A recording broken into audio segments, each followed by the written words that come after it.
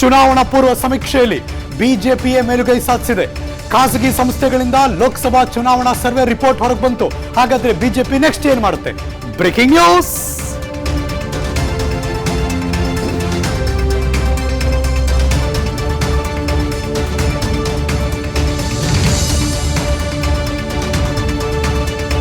Out of 28 ಕರ್ನಾಟಕದಲ್ಲಿ 24-25 ಬರುತ್ತೆ ಅಂದ್ರೆ ಯಾರಿಗೆ ಆದ್ರೂ ಕೂಡ ದೊಡ್ಡ ಬೂಸ್ಟ್. ಅದು ಚುನಾವಣಾ ಪೂರ್ವ ಸಮೀಕ್ಷೆ ಭಾರತೀಯ ಜನತಾ ಪಕ್ಷದವರಿಗೆ ದೊಡ್ಡ ಬೂಸ್ಟ್ ಕೊಟ್ಟಿದೆ. 24 ಕ್ಷೇತ್ರ ಗೆಲ್ಲೋದಕ್ಕೆ ಸಾಧ್ಯತೆ ಇದೆ ಅಂತ ಚುನಾವಣಾ ಪೂರ್ವ ಸಮೀಕ್ಷೆಗಳು ಹೇಳ್ತಾ ಇದೆ. 24 ಗೆಲ್ತೀವಿ ಅಂತ ಹೇಳಿದ್ಮೇಲೆ 28ಕ್ಕೆ 28 ಯಾಕೆ ಗೆಲ್ಲಬಾರದು ಅಂತ ಈಗ ನಾಯಕರು ರೆಡಿ ಆದ್ರು. 28ಕ್ಕೆ 28 ಕ್ಷೇತ್ರವನ್ನ ಗೆಲ್ಲಬೇಕು ನಾವು ಅಂತ ಹೋರಾಟವನ್ನು ನಡೆಸೋದಕ್ಕೆ ಬಿಜೆಪಿ ಸಜ್ಜಾಗ್ತಿದ್ದಾರೆ. ರಾಜ್ಯಾಧ್ಯಕ್ಷ ಅಂತ BY ವಿಜೇಂದ್ರ ಅವರ ಟೀಮ್ನವರು ಕ್ಲೀನ್ ಸ್ವೀಪ್ ಮಾಡಬೇಕು ಅನ್ನೋದ್ರ ಬಗ್ಗೆ ಇದೀಗ ರಣತಂತ್ರವನ್ನು ರೂಪಿಸೋದಕ್ಕೆ ಸಜ್ಜಾದ್ರು ಭಾರತೀಯ ಜನತಾ ಪಕ್ಷದವರು. ಆ ಕ್ಲೀನ್ ಸ್ವೀಪ್ ಹೇಗಾಗುತ್ತೆ ಇದು ಈಗಿರುವಂತ ಕುತೂಹಲ. ಕ್ಲೀನ್ ಸ್ವೀಪ್ ಮಾಡೋದಕ್ಕೆ ಬಿಜೆಪಿ ನಾಯಕರು ರಣತಂತ್ರವನ್ನು ಮಾಡ್ತಿದ್ದಾರೆ. ಬರ್ತಾ ಇದೆ ಮತ್ತೊಂದು ಬ್ರೇಕಿಂಗ್ ನ್ಯೂಸ್.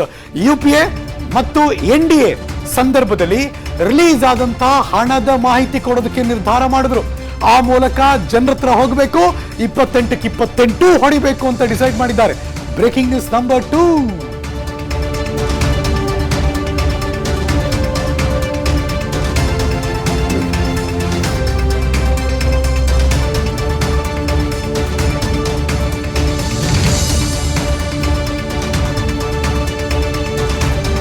ಅನುದಾನದ ಸಮರವನ್ನ ಕಾಂಗ್ರೆಸ್ನವರು ದೆಹಲಿ ತನಕ ತಗೊಂಡೋದ್ರು. ನೀವು ತಗೊಂಡೋಗಿದ್ದೀರಲ್ಲ, ನಾವು ಅನುದಾನದ ಲೆಕ್ಕ ಕೊಡ್ತೀವಿ ಅಂತ ಶುರು ಮಾಡಿದ್ರು ಬಿಜೆಪಿ ಅವರೀಗ. UPA ಸರ್ಕಾರದ ಅವಧಿಯಲ್ಲಿ ಎಷ್ಟಾಯ್ತು, NDA ಸರ್ಕಾರದ ಅವಧಿಯಲ್ಲಿ ಎಷ್ಟು ರಿಲೀಸ್ ಆಯಿತು ಅಂತ ಲೆಕ್ಕಾಚಾರ ಕೊಡೋಕೆ ರೆಡಿ ಆಗ್ತಿದ್ದಾರೆ. ರಾಜ್ಯಕ್ಕೆ ಬಿಡುಗಡೆಯಾದ ಅನುದಾನ ತಿಳಿಸೋದಕ್ಕೆ ಬಿಜೆಪಿ ತೀರ್ಮಾನ ಮಾಡಿದ್ರು. ಕಾಂಗ್ರೆಸ್ ಸರ್ಕಾರದ ವೈಫಲ್ಯಗಳನ್ನ ಜನರ ಮುಂದೆ ಬಿಚ್ಚಿಡೋದಕ್ಕೆ ಪ್ಲಾನ್ ಮಾಡ್ತಿದ್ದಾರಂತೆ. ಸರ್ಕಾರದ ಖಜಾನೆ ಖಾಲಿ ಖಾಲಿ ಹಿನ್ನೆಲೆಯಲ್ಲಿ ಕೇಂದ್ರದ ವಿರುದ್ಧ ಆರೋಪ ಮಾಡ್ತಿದ್ದಾರೆ ಅನ್ನುವ ಸಂದೇಶವನ್ನು ರವಾನೆ ಮಾಡೋದಕ್ಕೆ ಸಡಿಯಾದ್ರು. ರಣತಂತ್ರದ ಸಂಬಂಧ ದೆಹಲಿಗೆ ಹೋಗೋದಕ್ಕೆ ಬಿಜೆಪಿಯ ರಾಜ್ಯಾಧ್ಯಕ್ಷರು BY ವಿಜೇಂದ್ರ ಅವರು ಕೂಡ ಇದೀಗ ಸಜ್ಜಾಗ್ತಿದ್ದಾರೆ. ಅವರು ಕೂಡ ಪ್ಲಾನ್ ಮಾಡ್ತಿದ್ದಾರೆ. Let's go. ಬಿಜೆಪಿಯ ಈ ಹೊಸ ಸ್ಟ್ರಾಟಜಿ, ಹೊಸ ಪ್ಲಾನ್ ಏನು ಅಂತ ಕೇಳೋಣ. ನನ್ನ ಸಹೋದ್ಯೋಗಿ ಪೊಲಿಟಿಕಲ್ ಬ್ಯೂರೋ ಇಂದ ಚಂದ್ರಶೇಖರ್ ನೇರ ಸಂಪರ್ಕದಲ್ಲಿ ಜಾಯಿನ್ ಆಗ್ತಿದ್ದಾರೆ. ಚಂದ್ರು ನಮಸ್ಕಾರ, very good morning. Of course BJP ಅವ್ರಿಗೆ ಒಂದು ಬೂಸ್ಟ್ ಇದು, ಯಾಕೆಂದ್ರೆ ಅವ್ರು ಆಗ್ಲೇ ನಾವು ಕ್ಲೀನ್ ಸ್ವೀಪ್ ಮಾಡ್ತೀವಿ ಅಂತಿದ್ರು. ಸಮೀಕ್ಷೆಯಲ್ಲಿ, ಚುನಾವಣಾ ಪೂರ್ವ ಸಮೀಕ್ಷೆಯಲ್ಲಿ 24-25 ಬರ್ತಿದ್ದಾರೆ ಅಂದ್ರೆ ಇನ್ಯಾಕೆ 3-4 ಬಿಡಬೇಕು ಅಂತ, ಜೊತೆಗೆ ಆಡಳಿತ ಪಕ್ಷಕ್ಕೂ ಕೂಡ ಉತ್ತರ ಕೊಡಬೇಕಲ್ಲ. ಸೊ ಬಿಜೆಪಿಯ ಸ್ಟ್ರಾಟಜಿ ಏನೀಗ? ಹರಿಶ್ಚಂದ್ರ, ಈಗಾಗಲೇ 25 ಸ್ಥಾನಗಳನ್ನ ಬಿಜೆಪಿ ಗೆದ್ದಿದೆ. ಅದ್ರ ಜೊತೆ ಸುಮಲತಾ ಅವರು ಸೇರಿ 26 ಸ್ಥಾನ ಆಗಿದೆ. ಇನ್ನ JDS ನಿಂದ ಒಂದು 26 ಸ್ಥಾನ, 27 ಸ್ಥಾನ ಆಗಿದೆ. ಕಾಂಗ್ರೆಸ್ ಒಂದು. ಸೊ ಈಗ JDS ಕೂಡ ಬಿಜೆಪಿ ಜೊತೆ ಮೈತ್ರಿ ಆಗಿದೆ. ಸೊ ಈಗ 24 ಜೊತೆಲಿ JDS ಕೂಡ 2 ಸ್ಥಾನವನ್ನ ಗೆಲ್ಲುತ್ತೆ ಅನ್ನುವಂತ ಒಂದಷ್ಟು ಸಮೀಕ್ಷೆಗಳು ಹೇಳಿರ್ತಕ್ಕಂಥದ್ದು. ಸೊ ಈಗ ಬಹುತೇಕ 26-27 ಸ್ಥಾನಗಳು ಗೆದ್ದಂತೆ.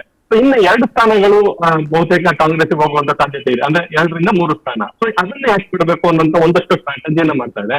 ಆದ್ರೆ ಈಗ ಕೇಂದ್ರ ಸರ್ಕಾರದ ವಿರುದ್ಧ ರಾಜ್ಯ ಕಾಂಗ್ರೆಸ್ ಇಡೀ ಸರ್ಕಾರವನ್ನೇ ತೆಗೆದುಕೊಂಡು ಹೋಗಿ ಅಲ್ಲಿ ಪ್ರತಿಭಟನೆ ಮಾಡುವಂತ ಕೆಲಸವನ್ನ ಮಾಡುದು, ಇದು ರಾಜ್ಯಕ್ಕೆ ಒಂದಷ್ಟು ಲೆಕ್ಕಾಚಾರಗಳು ತಪ್ಪುವಂತ ಕೆಲಸ ಆಗ್ತಾ ಇದೆ ಅನ್ನುವಂಥದ್ದನ್ನ ಹೈಕಮಾಂಡ್ ಗಮನಕ್ಕೆ ತರುವಂತ ಕೆಲಸವನ್ನ ಈಗಾಗಲೇ ವಿಜೇಂದ್ರ ಅವರು ಮಾಡ್ತಾ ಇದ್ದಾರೆ. ಸೊ ನಿನ್ನೆ ಮಧ್ಯಾಹ್ನ ದೆಹಲಿಗೆ ತೆರಳಿರ್ತಕ್ಕಂಥ ಅವರು ಇವತ್ತು ಹೈಕಮಾಂಡ್ ನ ಭೇಟಿ ಆಗಿದ್ದಾರೆ. ಏನ್ ರಾಜ್ಯದಲ್ಲಿ ಪ್ರಸ್ತುತ ಆಗ್ತಾ ಇದೆ, ಸೊ ಕೇಂದ್ರ ಸರ್ಕಾರದ ಮೇಲೆ ಬೊಟ್ಟು ಮಾಡಿ ತೋರಿಸ್ತಾ ಇದ್ದಾರೆ.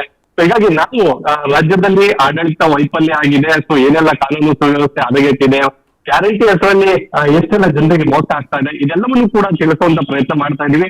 ಅಂದ್ರೆ ಕೇಂದ್ರದಿಂದಲೂ ಕೂಡ ಒಂದಷ್ಟು ಮಾಹಿತಿಯನ್ನ ಕೊಡುವಂತೆ ಸೂಚನೆ ಮಾಡ್ತಾ ಇರ್ತಕ್ಕಂಥದ್ದು. ಇದರಿಂದ ನಮಗೆ ಪ್ಲಸ್ ಆಗುತ್ತೆ ಅನ್ನುವಂತ ಒಂದಷ್ಟು ಲೆಕ್ಕಾಚಾರಗಳನ್ನ ಹೈಕಮಾಂಡ್ ಜೊತೆ ಚರ್ಚಿಸ್ತಾರೆ. ಸೊ ಈ ಮೂಲಕ ರಾಜ್ಯದಲ್ಲಿ 28 ಕ್ಷೇತ್ರಕ್ಕೆ 28 ಗೆಲ್ಲಬೇಕು ಅನ್ನೋಂತ ಒಂದು ಬಿಜೆಪಿಯ ಒಂದು ಓಟ ಏನಿದೆ, ಅದಕ್ಕೆ ಒಂದು ಪ್ಲಸ್ ಆಗುವಂತ ರೀತಿಯಲ್ಲಿ ಹೈಕಮಾಂಡ್ ಜೊತೆ ಇವತ್ತು ಚರ್ಚೆ ಮಾಡಿ ಮತ್ತೆ ಮಾಡಲಿದ್ದಾರೆ. ಸೊ ಹೀಗಾಗಿ ದೆಹಲಿಯಲ್ಲಿ ಇವತ್ತು ಏನೆಲ್ಲ ವರ್ಕೌಟ್ ಮಾಡ್ತಾರೆ, ಸ್ಟ್ರಾಟಜಿ ಮಾಡ್ತಾರೆ ಅನ್ನೋದು ಬಹಳ ಕುತೂಹಲ ಕಾಣಿಸಿರ್ತಕ್ಕಂಥದ್ದು. Thank you so much Chandru, ಈ ಕ್ಷಣದ ಮಾಹಿತಿಯನ್ನು ಅಪ್ಡೇಟ್ ಮಾಡಿದ್ದಕ್ಕೆ. ನೋಡೋಣ ಈ ಲಾಜಿಕ್ ಎಲ್ಲ ಹೇಗೆ ವರ್ಕೌಟ್ ಆಗುತ್ತೆ ಕಾಂಗ್ರೆಸ್ಗೆ. ಅನುಕ್ಷಣದ ಸುದ್ದಿಗಳಿಗಾಗಿ ವಿಸ್ತಾರ ನ್ಯೂಸ್ ಯೂಟ್ಯೂಬ್ ಚಾನೆಲ್ ಸಬ್ಸ್ಕ್ರೈಬ್ ಮಾಡಿ. ಹೊಸ ಸುದ್ದಿಗಳ ನೋಟಿಫಿಕೇಶನ್ಗಾಗಿ ಬೆಲ್ ಐಕಾನ್ ಕ್ಲಿಕ್ ಮಾಡಿ. ಲೇಟೆಸ್ಟ್ ಅಪ್ಡೇಟ್ಸ್ಗಾಗಿ www.vistaranews.com ವೆಬ್ಸೈಟ್ಗೆ ವಿಸಿಟ್ ಮಾಡಿ. ಅಂಗೈಯಲ್ಲೇ ಜಗತ್ತಿನ ಸುದ್ದಿ ತಿಳಿಯಲು ವಿಸ್ತಾರ ನ್ಯೂಸ್ ಕನ್ನಡ ಆಪ್ ಡೌನ್ಲೋಡ್ ಮಾಡಿ.